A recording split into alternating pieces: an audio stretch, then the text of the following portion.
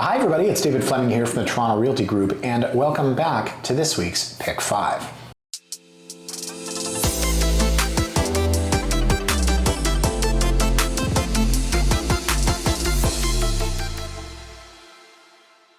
Now, some of my favorite Pick 5s are the ones that are born of conversations I've had with either buyers or sellers out there in the marketplace, sometimes good, sometimes bad. This is exactly one of those Pick 5s. I met somebody last week who wanted an evaluation on his home. His home is in an area dominated by family homes, and while it is detached, and while it has two-car parking, and while it's in a great school district, it's only a two-bedroom house. And there's the rub. Now, when it comes to value for this particular property, I'm looking specifically at other two-bedroom houses to sell in that area and in and around there. Now, if you're a seller and you want the most money for your home, you're probably gonna say, well, hey, wait a minute, this house on my street, very, very comparable, it's on my street. Yeah, but if it's a three-bedroom, the demographic completely changes. Now, I don't want to typecast here, but in this particular area that is known for a very excellent school, it's all about families. If you have a two-bedroom home, I'm not saying a family can't live in there, I'm not saying there aren't families with one child, but for the most part, if you have a two-bedroom home, your demographic is going to be limited. I want to take a look today at two-bedroom homes, and I want to sort of ask the question, who is this demographic of buyer? Now, let's take a look at my map here, guys. And you can see I've cast the net pretty wide. We've got 5 properties, one on the east side, one up in the Leaside, one downtown, Trinity Bellwoods, and out here in the Junction. So let's start, well, we should probably start in order. We'll go here, 15 Rebecca. Now, 15 Rebecca Street, you can see from the front here, this is a very pretty house. This looks like an Edwardian home, maybe a Victorian era home. And at $1.1 million, you can see here SC, it's currently sold conditionally, 21 days in the market. Now, it's a small lot, 15.47 by 57. So in the context of today's Pick 5, we also need to look at the other things, other than bedrooms. How big is the lot? Does it have parking? Does it have a basement? Because we're trying to figure out the demographic for these properties. And as I said to the gentleman the other day, your demographic is not the family with 2 kids. Your demographic is not the family that wants to have 2 kids. And when you limit the buyer pool, you're going to limit ultimately the price that you're able to achieve. So back to our listing here. You can see crawl space in the basement. You can see here it says 2 kitchens. We'll come back to that. No parking space. And it is a row house. So as you can see outside, very pretty house with the stucco on the exterior. You can see, yes, it was renovated. And when you get on the inside, it absolutely does look renovated. It looks like somebody bought this, maybe turned it into a duplex to sell for investment, or of course it could be somebody that did it on their own because it's a pretty good idea. So when we look at the photos, we can see this has a bit of a condo vibe, super staged, but essentially 2-bed, 2-bath. This is 2 one-bedroom condo units stacked on top of each other. So who's the demographic for this? Because this is the unit, guys. You have a little living room here and a little dining room, really awesome kitchen, and then a bedroom. And you can see that staircase. We're starting here on the 2nd level. The photos are a little bit out of order, but that's fine. So it's a 1-bedroom condo on top of a 1-bedroom condo. That's kind of my joke, right? But it is a house. It is a freehold. It's a beautiful Edwardian. It's on a great street. But who's the demographic here? So this is not a growing family. Heck, this isn't even a growing couple. And it could be if folks were living in a 1-bedroom apartment and renting, or if folks were living in a 1-bedroom condo. You might say, you know what, we don't need the space, but we want to get in the freehold market.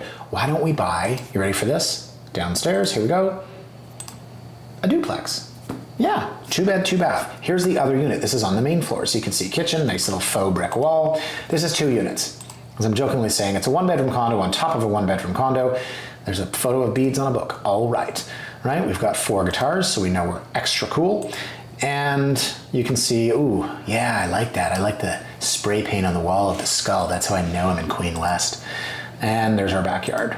So 1.1 million, hey, it's sold. And listen, the other ones are gonna be a little bit more traditional, but I wanted to start here and say that with a 2-bed, 2-bath and a 15 by 57 with no parking in a row house, I think it's pretty cool that somebody duplexed this and turned this into, again, a 1-bedroom condo on top of a 1-bedroom condo. So that's Rebecca. This is in prime King West. We're gonna move now to Broadview and Queen. This is 32 Clark Street. So this is $1,129,000. It's a 2-bed, 2-bath.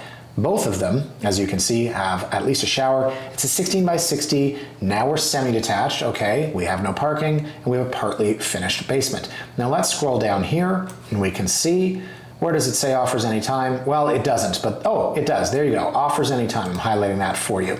So thankfully, and I've been calling for this for many years, we now have to put square footage on MLS. Imagine that. Tangent here. Every American I have coming up here, they ask me about the square footage, and my answer is, I don't know. They think we're insane.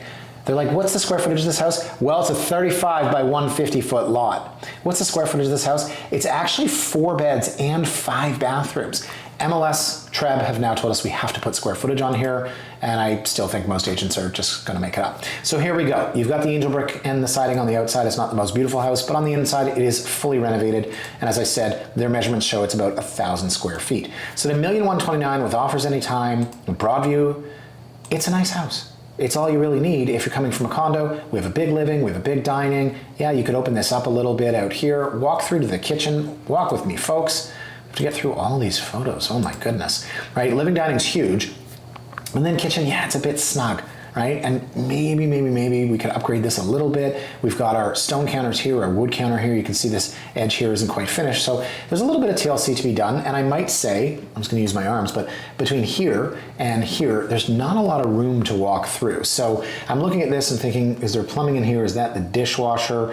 I don't know, George. I think that if we didn't have this here, you'd have a lot more flow through there. But again, it's a small house. It's a 2-bed, 2-bath. So partly finished basement. Love the window over the sink. Here we have our shower on the main floor, which is a bit weird to have a shower down there, but really nicely upgraded. So this is a first-time buyer. This is somebody that doesn't want a condo, or they're coming from a condo. You like the area. Maybe you like the Broadview lofts. I love 68 Broadview. I want a loft, but man, 1,000 square feet. It's gonna run me $1 million. And then I have my dog, Jojo. And my dog can run around in this backyard out here. So this is where I'm thinking the demographic. I think this is a young first-time buyer. It could be a single female, single male, could be a single couple, could be a young couple is what I meant. 15.92, so call it 16 feet wide, that's decent. 60-foot lot, okay, 2-bed, 2-bath, partly finished basements, probably just laundry down there or something, storage, and then you've got no parking space, and that's fine. But when you go to the map, and we will, 32 Clark Street, we're in prime Riverside, which is essentially a nice way of saying Leslieville. You're on Clark Street. It's quiet. I believe it's one way, or there's the bend there. $1,129,000 for effectively what is a better version of a 1,000 square foot condo. You've got a backyard for your dog, Jojo. Okay, so moving along here, our next one is on Priscilla. Now Priscilla, I'll scroll down here and show you on our map. Okay, we are just south of Dundas in what I would still call Bloor West Village. So here's a net. If we continue to zoom, you will see here is Bloor. So here's Bloor West Village. You pick this house up and you put it down here, closer to Bloor, you're paying another $100,000 for it. So making the argument that these houses are primed for first-time buyers, I would say, sure. The fact that it's listed further up, the fact that it's located further up towards Dundas tells me that there's gonna be a discount, and that's good for this particular buyer. So we're a 2-bed plus 1, we're a 2-bath, we're a really wide 28 by 100 foot lot. We've got a driveway, we've got parking, and it's detached. So I'm not gonna say there's redevelopment possibilities here, but if you're the buyer that's thinking, yeah, I wanna get in the freehold market, I don't have a ton of money, I don't need a 3rd bedroom, I'd really like that, just that one extra thing to put me over the top, hey, guess what? You can buy a detached house, not a semi, not a row. So inside, covered front porch, get into the house, pretty much what you would expect in an older bungalow. Now, they've tidied it up, of course, very nice staging elements, but you can see here whether it's the wood or whether it's the original fireplace, this house, yeah, it's got some original features and finishes. You can see by the baseboards, you can see by the painted panels, looks like kind of a laminate, and then, wait for it, check this out, the spiral staircase. So they did a very good job here of getting into that 2nd level. So kitchen looks like it's relatively decent, and you never can tell. We paint kitchen cabinets all the time for staging purposes. Oh, the magic of staging. So here you go, upstairs. I wouldn't want to go down this when I'm drunk, although I haven't drank since last summer. Seriously, I don't know why I did that. I just decided I'm gonna try something different. But yeah, that spiral staircase, that's a tough one right there. Okay, so our bathroom, then we've got our bedroom. It's a bit of a Jack and Jill up here, feels a bit attic-y, but that's fine. The question is, where are your bathrooms? Because I have always said, I don't want to live in an upper level if there's no bathroom up there. I don't want to go down that staircase at 2:30 in the morning if I have to go to the bathroom. So here's your rec room in the basement. We're starting to see this is a pretty decent amount of space, you know, compared to the first one, let's say, which was of course 2 duplexes, or the second one, which was a bit snug. Don't really know what's happening here. It looks like a poor man's bar, I guess. Basement, bedroom, now we're really feeling that space. You can see, looks like they've dug out the basement from here. We're gonna start to see, oh yeah, that's interesting, that's really good, okay. Gonna start to see outside. This is the side deck, and back here, they've got a gas line, that's amazing, right? Side deck, and then you walk out to this massive backyard for the dog, Jojo. So picture the first time buyer. Picture the person saying, I could spend $1 million on a condo, but maybe if I stretch to 1150, I can have the space of a condo, but I actually get a house. This one is detached, it has parking, it has a backyard, and let's scroll down here. Is there an offer date? Offers kindly accepted anytime. That is very kind. So I mentioned the bathrooms, 3-piece in the basement, 4-piece on the main. Let's scroll over here. You can see that you've got a bedroom upstairs, a bedroom in the basement, but where's our primary bedroom? I see bedroom on the main, I see second and third. Okay, so your bedroom is on the main, you do have a bathroom there, and you don't have to worry about being like me who has to pee 3 times a night and go down the spiral staircase. So far, our target market feels like it's kind of first-time buyers. Let's take a look at 29 Moutray. Now Moutray, this is a street down an alleyway, if I'm not mistaken, because we sold a place at 89 Moutray not too long ago. Brockton Village, yeah, I don't know exactly where this is off of, but we had this beautiful house with a legal basement apartment, and that was on Moutray, I think a little bit further to the west. So really cool area, Brockton Village, you're close to Little Portugal, and this is a teeny weeny little row house. It's a bungalow, it's attached to both sides, it's 14 by 117, you're a 2-bed plus 1 in the basement, a 2-bath, you've got your 3-piece on the main, your 3-piece in the basement, and then hello, finished basement. 1-car parking, 1195, and we are sold conditionally. So take a look at this, cute as a button, right? These look like little workers' cottages from the early 1900s, maybe late 1800s. So we're gonna start here with a bedroom. Don't even walk us in a living room, just give us a bedroom. But keep in mind, it's a bungalow, so the bedrooms are gonna be on the main floor. So that's our bedroom, right at the front. Might have been a living room originally. And then check out what they've done here. This is really neat. They've vaulted the ceiling here. So with a lot of these bungalows, you've got kind of a half story up there, if you will. The one we saw, I think one property ago, they used a spiral staircase and they put bedrooms up there. I'm not saying you can do that here, but I'm saying if you've got a high attic, why not give yourself that 12, 13 foot ceiling? So kind of an eclectic mix here. And the layouts with these properties, when you've got bedrooms on the main floor, the layouts are always going to be a bit tricky or a bit innovative, or just maybe a little bit not like the standard condo that most of these people are coming from. So you can see downstairs, we've got a finished basement. It's got a very nice flow because off of the main floor, and coming from the back bedroom, you can already see downstairs. That's the bathroom, okay. You can already see downstairs. This is not, a dungeon-like basement, like some of the other ones we might expect, right? This is lower level. That's pretty great. That's awesome, right? So design is an interesting choice. And here's another bedroom. They're a bit out of order now. Then they go back out front, and I'm seeing a lot of colors, oranges and reds. So organization of these photos notwithstanding. Okay, here's continuing down in the basement. Oh, sorry, that's the basement bedroom. Yeah, the other one was up top. But again, still good ceiling height. You don't have the most natural light, but what do you really expect in a basement? So we have those 2 bedrooms upstairs. This is the one downstairs.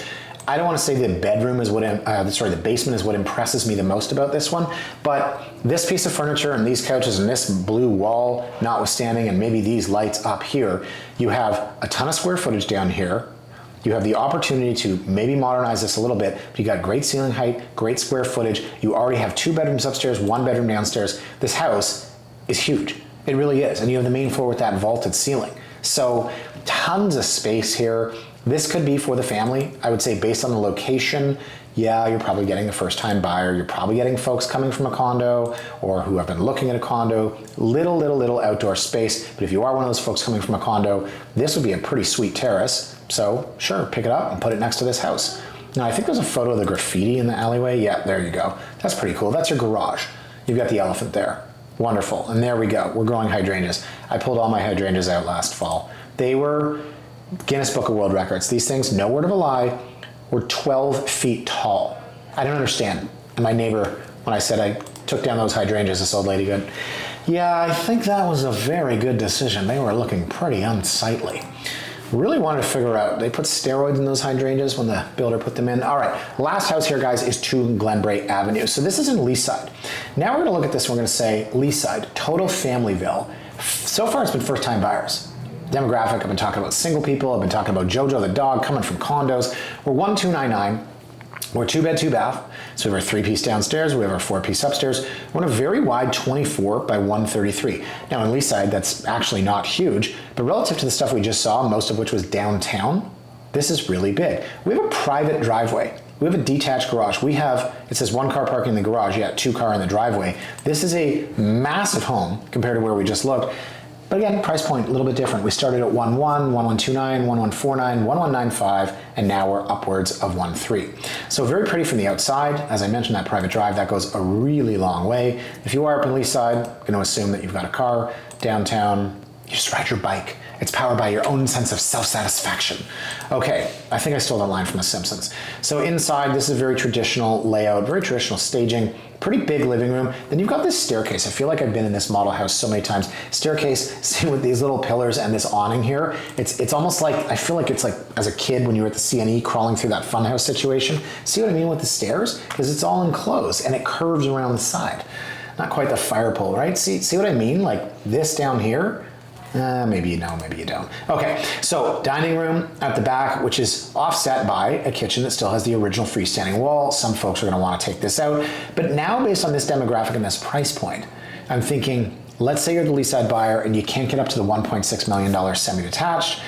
And yeah, you're gonna plan a family. Look how small this kitchen is, but you're gonna plan a family and it's just the 2 of you. It's just the 2 of you for now, and the dog, Jojo, of course. And you're like, look, we want to get into the area, we want to get into the school district because this is in North Lee, our kid's going to go to French immersion, je ne sais quoi. And you know what? So when we have our boy, Theo, he will go to French immersion, and then we'll have our daughter, Sunny. And they'll both go to French immersion, and then maybe like 8 years from now. 8 years from now, we'll move up. We can make this work for now. That's the buyer pool here, in my opinion. That's the demographic. It's people that are younger and starting a family and can't get into the price point that they want, but they're prioritizing location. I'm gonna give you a tangent for a moment here. I have clients that recently bought a house that needs a full gut, and I don't know that they're going to touch it. Now, why did they do that? Well, for their future. They have 2 kids, they wanted to be in this prime area. This home is detached, it's on a 30-foot lot, it's in a great school district, it's walkable, and they said the only way we can afford to get into this area is to buy a house that needs a ton of work. That's smart to me.